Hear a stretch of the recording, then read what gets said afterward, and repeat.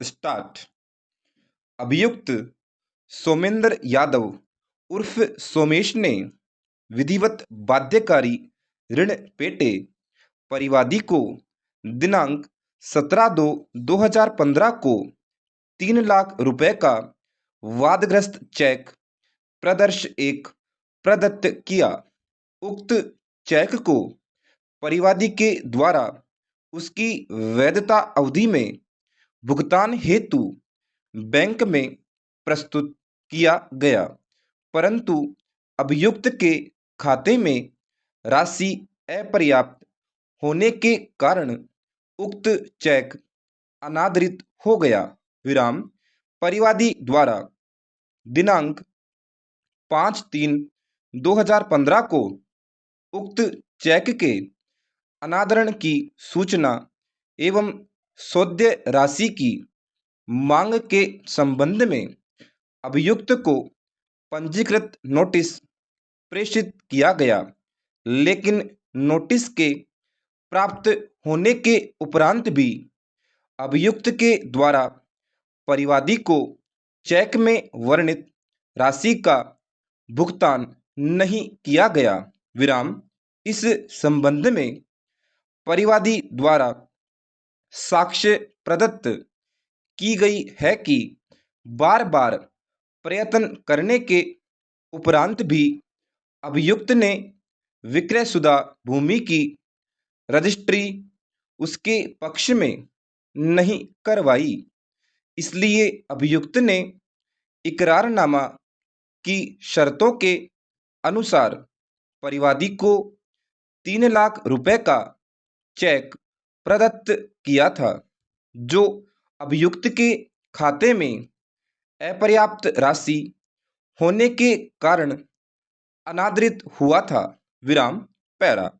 जहां तक अभियुक्त सोमेंद्र यादव के द्वारा प्रदत्त किए गए चेक के विधिक दायित्व के निर्वहन हेतु दिए जाने का प्रश्न है, उस संबंध में परक्राम्य लिखत अधिनियम 1881 की धारा 118 प्रावधान करती है कि जब तक तत्प्रतिकूल साबित नहीं कर दिया जाता, तब तक यह उपधारणा की जाएगी कि हर एक परक्राम्य लिखत प्रतिफलार्थ रचित या लिखी गई थी और हर ऐसी लिखत प्रतिफलार्थ पृष्ठांकित, परक्रामित या अंतरित नहीं की जाएगी।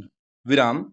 साथ ही चेक धारक ने धारा 138 परक्राम्य लिखत अधिनियम में निर्दिष्ट प्रकृति का चेक किसी ऋण या दायित्व के पूर्ण रूपेण निर्वहन करने के लिए प्राप्त किया था। विराम।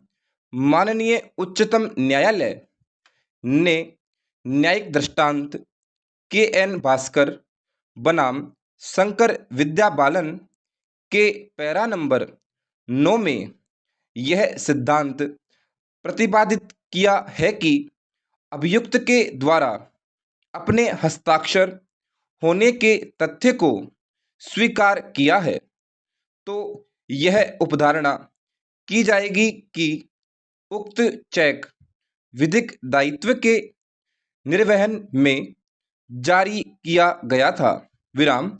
पैरा।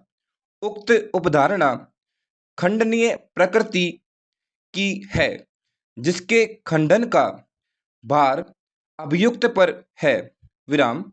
माननीय उच्चतम न्यायालय ने न्यायिक दृष्टांत रंगप्पा बनाम श्री मोहन एवं कृष्णा जनार्दन भट्ट बनाम दत्तात्रेय में यह सिद्धांत प्रतिपादित किया है कि धारा 139 NI एक्ट में चेक धारक के पक्ष में की गई उपधारणा को खंडित करने का भार अभियुक्त पर है। तथा अभियुक्त उक्त उपधारणा का खंडन संभाव्य बहुलता के द्वारा प्रमाणित कर सकता है। विराम। यदि अभियुक्त संभाव्य प्रतिरक्षा उत्पन्न करते हुए विधि द्वारा प्रवर्तनीय ऋण या दायित्व के संबंध में संदेह उत्पन्न कर दे, तब परिवादी असफल हो जाएगा। विराम। इस प्रकार उक्त वर्णित न्यायिक दृष्टांतों में चेक धारक के पक्ष में उपधारणा की गई है, परंतु उक्त उपधारणा को अभियुक्त पत्रावली पर उपलब्ध साक्ष्य से या स्वयं साक्षी बोक्ष में आकर खंडित कर सकता है, परंतु उक्त खंडन ठोस होना चाहिए, न कि मात्र डिनायल। विराम। पत्रावली के अवलोकन से प्रकट होता है कि अभियुक्त सोमेंद्र के द्वारा वादग्रस्त मूल चेक प्रदर्श 3 पर स्वयं के हस्ताक्षर होने के तथ्य को स्वीकार किया गया है, क्योंकि परिवादी से प्रतिपरीक्षण किए जाने के समय अधिवक्ता अभियुक्त ने परिवादी को 3 लाख रुपए का चेक प्रदान किए जाने का सुझाव प्रदान किया।